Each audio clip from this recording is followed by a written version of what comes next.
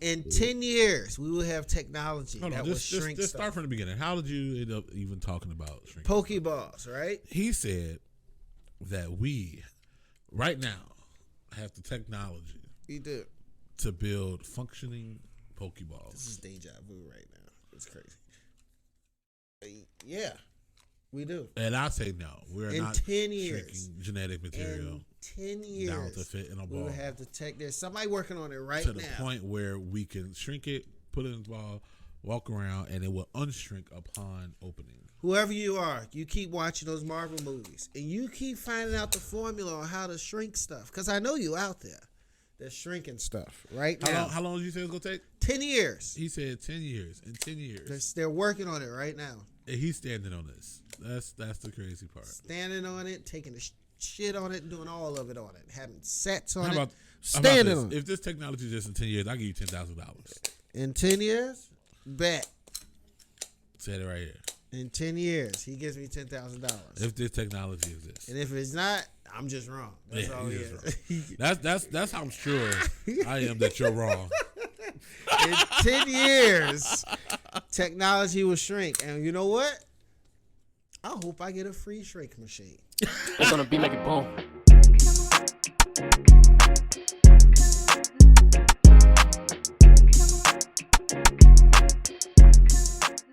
Yo, what's up, everybody? And welcome to another episode of Let's Doc About It. As always, I'm Alan Ford. I'm Will Hill. And today's documentary is about, I gotta remember the name of this one. Just the Cyntoia Brown. Yeah, the Murder to Mercy, the Cyntoia Brown story, which is located on Netflix. That was a wild story. I remember, like, while it was happening, it was just like, man, they should let her go. I think I need to watch the news more. I remember hearing about the story once, like, celebrities were talking about it. Like, no, I'm pretty sure I didn't know about it until celebrities were talking about it. But yeah, power of social media. Oh, seriously, for real. Yeah, well, let's start this story off. For those who don't know, Cyntoia Brown was committed a murder in the year of 2005? Four. At the age of 16. There it is. Yeah, because she's a couple years older than us. Yeah, for real. And most people thought she thought it was a self-defense, but she didn't really know the law like that. And that sounded about right? I probably jumping something. Yeah, no, it is the documentary just basically talks about her journey into one, trying to clear her name, and two, trying to be free. She was a kid, but she did murder somebody. She did, but nobody knew if it was for self-defense or if she just did it just to do it. Right. All right, you want to start from the beginning? That's the beginning. That was your beginning? Well, some of my beginning. Oh, okay, go ahead. Yeah, that was she was a foster kid. This happened to foster kids a lot. Yeah, especially kids. Yeah, I feel like I don't know. The whole story, I don't know, man. I feel like it's way too common. What? Like a troubled teen runs the streets, get caught up with the wrong people, and then does something wild. Right. I don't know. Because she was 16. Like I said, she was a foster child. And they started off, I felt like, going in on her. Oh, yeah, they went. Genetics. Well, sometimes that stuff is genetic, though. Do you think all that stuff's genetic? I mean, if you only seen one way. So, like, they were saying that, her biological family has a history of mental disorders. Right. And they were saying biologically she is more inclined to have mental disorders than the next person. Do you think that's like a true statement? Do you think genetics play that much of a role? The whole nature versus nurture thing? Man, in her case, I don't know. I didn't even know if she was like. Because her mom gave her up when she was 2. Right. So she was raised by, a nice family. The lady seemed like she was a teacher. But what happened though? In that, we don't know how that was. I don't know. They She didn't said really talk about that. She said she spoke like she was she was good until she wasn't. That pretty much. But think about it. What made her run away from home? It was, I guess, yeah. And sometimes prison can get you to act like that. Like act like what? Like to just run away from home? No, not run away from. Just like go crazy like that. Like how she was talking on the phone and all that. Like she didn't know what. No, she gave up when she was talking on the phone, and they used that in court. She like gave up. Anyway, so she was 16, and she was, I guess, before her teenage years, she was doing all right. She was, smart. She was, did her schoolwork, straight A's or whatever. And then I don't know. She just kind of started to, I want to say, wild out, I guess. Yeah. Run away, get in trouble at school. Then she went to like a reform school, and then like she was like, I ain't going back type stuff. So she kept running away, not going to school, stuff like that. Got caught up, being young and fast. Older guys like R. Kelly seem to take advantage of younger women. Dancing, going to juke parties in Tennessee and all that stuff. Right, they in Tennessee. Did they have juke parties in Tennessee? I don't know. No, they probably have different dances, but she was out there doing a wild thing. Nah, she was out, having sex, going crazy, doing drugs. She ran away from home because she said her mom wouldn't let her smoke or drink. Yeah. She's a teenager. She just want to party all the time. So she ended up getting caught up with a dude they call Cutthroat. No, I don't know if he got a nickname and nobody heard of him. Why even go with him? Never understood that. They like bad boys at that time. We know that. Oh yeah, around that 2000. So she just called him Cut, but they said his real name is irrelevant. But like they were dating. She called him her boyfriend, and then all of a sudden he like turned into her pimp. Yeah. They was hanging out one day, smoking and drinking. He was like, bitch, you need to make some motherfucking money. And forewarned, she was not in a truck yard, so she wasn't a lot lizard. Yeah, no. So he told her to go make some money, and he didn't say how. But she knew how, right? Yeah. What the thing she has to offer. Not like she was finna go become a welder or something. But so she just walking around trying to get to East St. Louis. Yep. Not East St. Louis, East Nashville. Not East Nashville, not East St. Louis. Yeah, why East St. Louis? East Nashville. She's trying to get to East Nashville, and she ended up at a Sonic's, and then one random guy was like, "Oh, you need a ride?" Right? And he knew what it was. Like, he said they was just talking, and all of a sudden they started talking about the deal. They argued about the price. He said $200. He said $100, and they met in the middle at $150. I was like, that is the middle. That's some negotiating skills. I'm like, anyway, so he ended up taking her back to her house, which I feel like every prostitute knows that's a no-no. Never go back to the house. Go to the hotel. The hotel is right there, but he didn't want to. Yeah. And like, I don't want to say all this stuff about this guy as if he was a degenerate. He was and is right, but everybody got stuff wrong with them. Because apparently he was a real estate agent. And he kept telling her like he was well respected in the community. Basically, he's somebody type stuff, right? Right. It's exerting the dominance of power. If you're somebody, why are you paying for sets from a minor? Anyway, yeah, but that's how he tried. Oh yeah, he was in the military, so people want him for his money, and he just wanted desire. In the court, they made it seem like this is hearsay because there's only one side of the story. But no one has no reason not to believe what she said. Right. We'll get to that, the interrogation. They went back to his house, and she ate her Sonics. She said she was uncomfortable because he started talking about his guns. Nothing threatening of yet. She was like, "Can we go downstairs watch TV?" So she wanted to be close to the door, and she was like, "Yo, let's go to sleep." Hopefully, he fall asleep so she can get up out of there. But that's not how it played out. He tried to, get in on the business deal that they set forth. She wasn't going. He just turned his head, and she assumed that he was going to grab a gun and maybe harm her. So, in her mind, the thing to do was harm him first. So she had a gun in her purse, and she shot him. He died. She's a good shot. If anything, they don't really talk about how they caught her. No, they don't. They just because she ended up taking like his wallet in the truck. Yeah, I think they found the truck. You think that's what it was? Yeah, but when you take the wallet in the truck, at that point it looks like you committed a murder. Right. Because like the police tried to paint it as that though. Yeah, like she was a cold-blooded murder, and all she stole was a wallet in the truck. Like I'm pretty sure he had way more stuff in his house. You gotta get him to sign some stuff first. You gotta get signatures. Left all the guns. Okay, what I'm saying is like the house wasn't like stripped barren. she left the body there. You know what I'm saying? Like, yeah. So they take her to the police station. They interrogate her. Right. And during the interrogation, it's filmed, but every time. Yeah. Every interrogation, when there's two big guys and a woman in there, they try to force their will. They do that anyway. Police are allowed to lie in interrogations. We learned That's this not. from. Yeah, we did have learned that, but it still ain't right. It's not right. It never sits well when I hear that. Like, you can lead them anywhere, but I fuck up. I fuck up. Yeah. But if I lie to you, that's a crime. Like, they speed. They do it all, man. Yeah. So it seemed like right before the interrogation, they promised her something. Do you think the Miranda right is hard to understand? Yeah, the right to remain silent. Anything. Right. Okay. Anything you say can and will be used against you in the court of law. You have the right to an attorney. If you can't afford one will be appointed to you.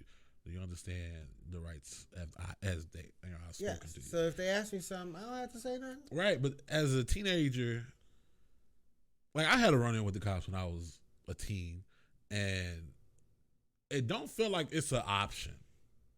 All right. We know the Miranda rights. We hear it. Like she said, she heard it on Cops. Right. Right. You hear it all the time in movies, and not too often when people go, I choose to remain silent. Right. Not too often. You never sound like you have an option. And cops, I feel like they do that on purpose to get people to talk. Right. It's crazy because they tell you that. Like, I gotta say this, but you still better talk. Yeah, they tell you that, then ask you a question right afterwards. That's confusing as shit. That's really confusing. You have to say if you agree or not. Do you understand? No, to invoke the right to remain silent, you have to verbally say that. Oh, that you're staying silent. That's confusing. You're invoking your I think it's 4th Amendment, 5th Amendment, right? I don't know. Whichever amendment you're invoking it, you have to say your 5th Amendment. You can't say that's not confusing though. Why? The law is confusing. I know I have the right to remain silent. I understood all of that, but why ask me a question after I get done? Do I understand? They have to make sure you understand. And so, like, when you say yes, I understand, and you're waiving your rights, you're waiving your Miranda rights to speak to the cops. But then I feel like they also don't express at any moment in time you could stop. I can just shake my head though.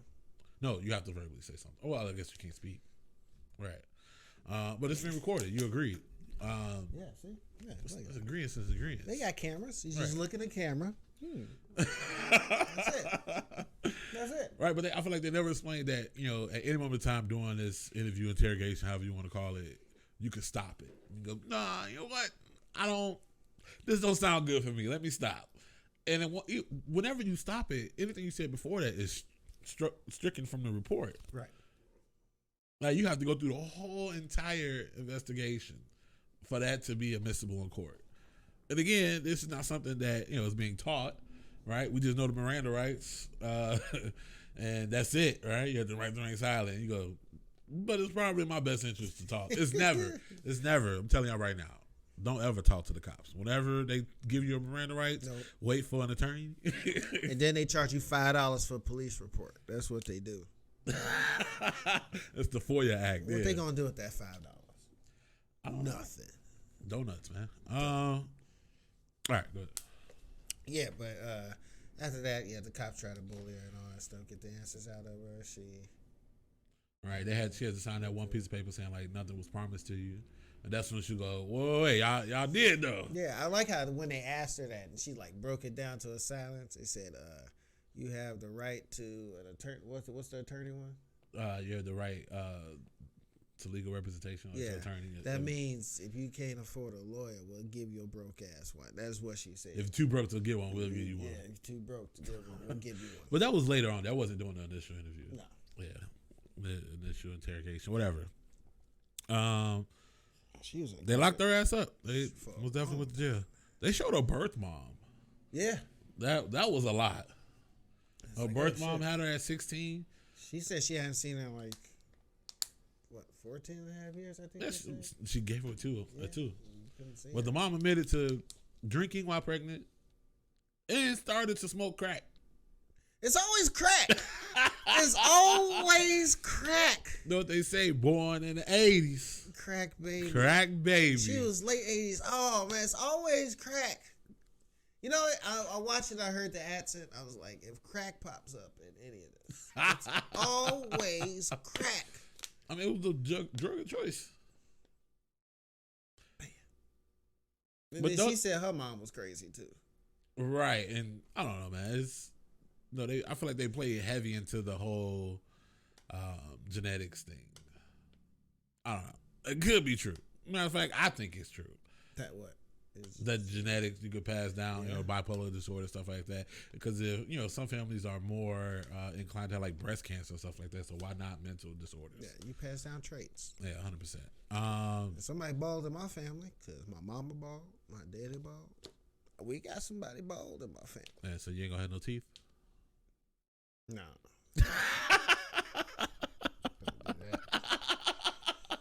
It's part of your joke. Okay.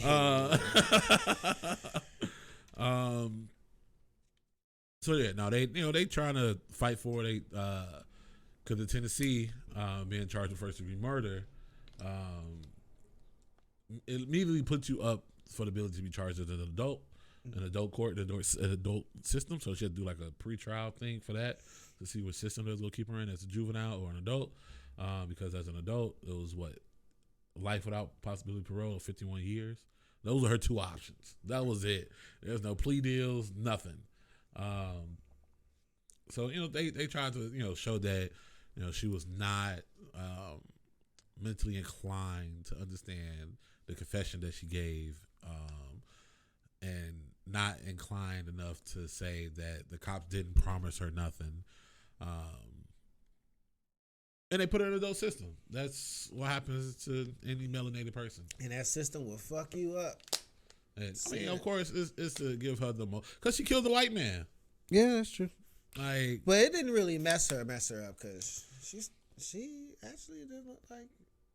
I mean, she was there. She like adjusted really fast. No, bro, I think her mind was so messed up, bro, and it's like she had like that impending doom thought, where like, fuck it, this is it. All right, the worst is coming. Yeah. So like when you're expecting the worst and it happens, you're not necessarily that upset. You should be though. A person in their right mind would be upset. It's like, damn, this is the worst case scenario and it's happening. And she took it like a G. And it's like not a compliment because that's fucked up. Like, you should not be that fucked up in the head to hear the worst case scenario come out in a situation where you thought you was legitimately defending yourself, right, and be okay with it. All right, she ain't cried, or they ain't show her crying about it, but she was like, well, see this coming. Yeah, crazy. Yeah, for 15 years. Then they gave her all this tests to see if she was mentally fit and all that stuff. I'm gonna fuck up this name. I said it earlier. The Roberts appresentation test. Oh, the pictures and you had to make up your own scenario. Yes, that was wild. I've never seen that test. Like, they used to do it with you see in movies when they say, "What is this picture?" No, that's the Rorschach. No, that's the ink blots. Oh, that's a different test. I mean, they do it on paper too. It's a different test. The ink blots are different. I've never seen this one. I literally thought that was the same test. No, it's like, oh, that's what they call that. Wow. I really thought it was the same test. No. But she went out there with the all her scenarios were very very violent, and he said none of them came to a conclusion. It was all just like the worst shit. It was like that interrogation scene with the Joker and Batman in The Dark Knight. I don't remember. I'll watch it later. Okay. But basically the test pretty much came out to what the defense was trying to say. Like, she was not in a correct state of mind to see this other than self-defense. She really thought her life was in danger, and they tried to make it seem like she never had a chance at life. Yeah. They said that twice, right? Like, she was doomed from the jump before she was born, right? The grandmother fucked up her mother. Her mother, in turn, fucked her up, like, just based off genetics. the mother was like, shit, we should have had a hysterectomy in that birth.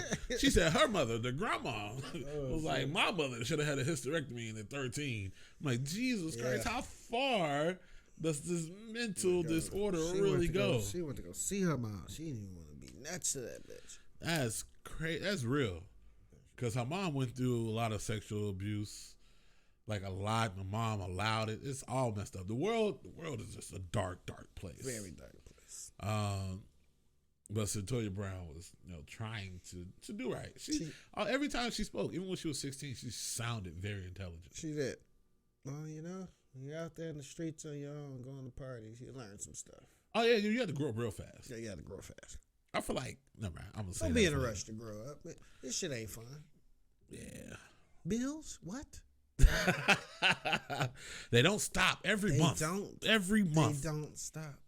They don't care about your birthday, holiday, none of that Nothing. stuff. She never gave up hope, though. She never gave up hope. She kept fighting. Right? So she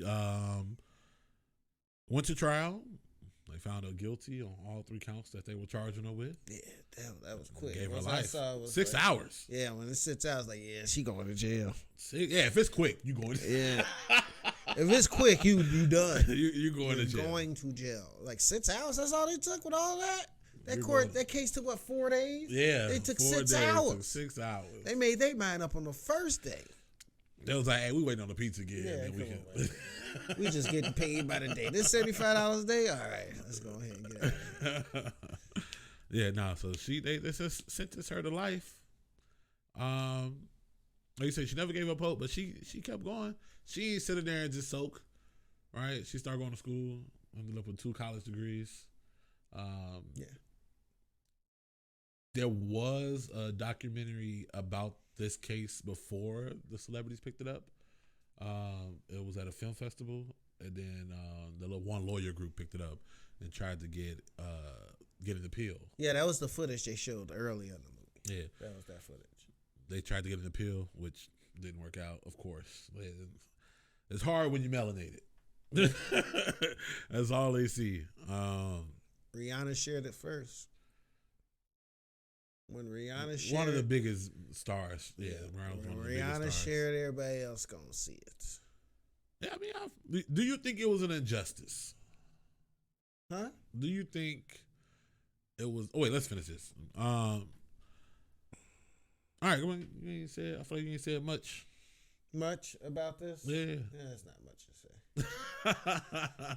What year she get out? She got out. So 2018. She went before the board. And the governor was on his way out, in this term, 8 years or 8.5, something like that, 8 years. And he could grant clemency or, overturn cases, stuff like that. So they reached out to him and, she became a productive member within the prison system. You know what I'm saying? She had all these people rooting for her. She was 16. She was a child. Right. She got all this mental stuff going on for real, like proven. What they call it, alcoholic fetal syndrome. When they was talking about her mom drinking with her. Oh yeah, when you're drinking while the baby's still in you. Yeah, they say like the alcohol is the biggest poison. It can fuck the baby up. It messes with your brain the most, especially a developing, fetus. Yeah. I also short people who know the case is a very famous case. They overturned it, gave her a second degree. She had to serve 10 years? Something like that. 10 years. She is out of jail. Right, she got it in 2018. Yeah, no, 2019. 2019. Yeah. Then she got married to one of the singers from Pretty Ricky. Do you think that this case was, like, if she was to still be in jail, would it be an injustice? If she was still in jail? Yeah. Yes, I would think. Because, well, yes and then no. Okay. Yes, because a girl was sexually assaulted, and then it was clearly for self-defense. Because that guy knew how old she was. Right, but I remember when I first heard this case, it made it seem like he raped her, and then like after the fact, when things were calm, she shot him. Yeah, but also this is also another case of having a hard time talking to the police, especially not having the knowledge, or even just having a hard time to tell us what this is. So you're scared. A 16-year-old teenager scared out of their life. Right. They make a run for it, and then I feel like if she didn't make the run for it, she would have been all right. Because then she shot him and called the cops. Yeah, bro, you a teenager living on the fringes of society. Exactly. That's why she made the run for it. But who wouldn't? She didn't make the run for it. But he didn't do anything. And if she knew the law, she could have got a rape kit. But he didn't. This is all on SVU. He didn't. They never had sex. Huh? They never had sex. They didn't have sex. No. What the fuck? He found her on the street. Yeah, they had sex. No, they didn't. They did. She said she was raped. Yeah, not by him though. The dude that she shot. Yeah. Remember she said they was laying on the couch, right? And she was like, oh, she sees she want to go down and lay down. And he reached over and grabbed her leg kind of forcefully. And she shook, turned her body away from him. And he turned and she thought he was grabbing a gun. At no point did they say they had sex.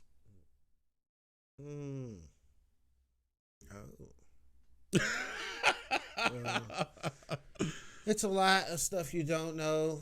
There wasn't real evidence of anything. All they saw was the shot in the head. She was a good shot. One shot. Who cares? There's somebody who's killed way more people out in the streets right now. Oh, yeah, 100% run the street. She changed her life. She got a second chance in life. She's doing better. Congratulations to her. I think she's a model citizen. And she had 10 years of probation. That is a long time to be on probation. Yeah, that's a long time. That's like Meek Mill. That boy's on probation 15 years. He's still on probation? I don't know. If he done violated that shit, he going to Dubai and all this stuff. He's just traveling the world. What do you rate it? I'll give this a 2.5. Why 2.5? I took a nap in between it. Yeah, 2.5 because you took a nap? Yeah. Oh, okay. And then I tried to watch it again. Are you not like an hour and a half? A big fan of crime docs? It's so many. Yeah, I feel like the world is enamored. It's all it is. It's just with everything going on the news and everything. I thought we were gonna pick like something entertaining, but I watched it. And I was like, I think I've seen this before. I think I heard of this story. And then she looked so good. She looked good when she got older. I just didn't want to say that on the thing. She did look pretty when she got older. Okay. And also, it's just so confusing. You can't convict people without evidence. Well, not even convict. What do you mean? Like all this, and they know she murdered somebody, but also nobody knows what really happens in that room but her and the guy she shot. Right. Okay. Think about it. What's the crime? The crime was murder. Did she do it? Yes, she did. Right. What else are you looking for? If she did, is it because they gave her 60 years as a juvenile? Right. I think the sentencing is the problem. Her getting convicted for the crime, I don't have a problem with that. That's what I was getting confused about the whole time. I was like, is she murder? Didn't she murder somebody? But then she had the story. And it was like, well, I don't know what she is now. Yeah. So all I know is she's a free woman. A free black woman? She black. Was her dad black? They didn't talk about her dad. That's another thing. They didn't talk about the dad. Do we know? The mom was not around. The mom knew who the dad was. She never brought him up. All she did was say he wasn't around. You know who he was. She was on crack. Why'd your voice just crack like that? Who knows what crack is? All right, what do you rate it? I give this a 4. All right. I thought it was very informative. I figured they covered a whole bunch of angles. The only thing they didn't cover, it was so slight, was somebody speaking out for the victim. Right. Okay. They spoke out at her clemency meeting at the parole board, but they didn't speak out negatively. Right. I always try to put myself in the shoes of the family members, right? If that was my brother, how would I feel? He's dead, but he was picking up a minor. He was.